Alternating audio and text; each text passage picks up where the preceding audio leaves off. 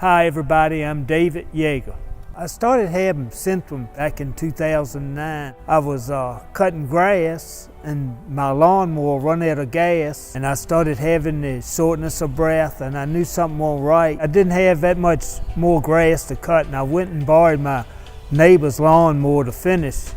And when I was coming up the road, I was just huffing and puffing, and my wife asked me, said, "Why are you huffing and puffing?" So I said, "Well, this has been going on a while." And she says, "Well, you're going to the doctor." When I went to the doctor, she ran a test on me, and she said, "You need to go to Chippenham to the emergency room right now."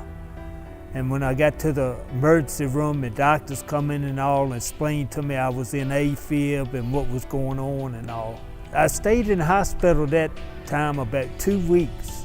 I felt better for a while, but then I started getting symptoms again. I went for my yearly checkups from 2009 to 2014. And when I went in for my checkup in 2014, I was in AFib again. And when I went back to the doctor, he said, "Well, let's do the ablation."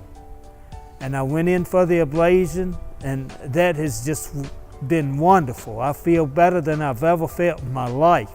I got a little familiar with all of them at the hospital, and all of the nurses, everybody is just wonderful.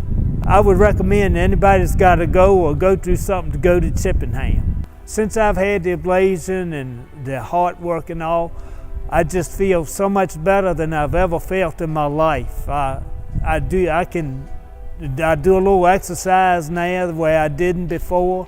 Like I say, I just feel great.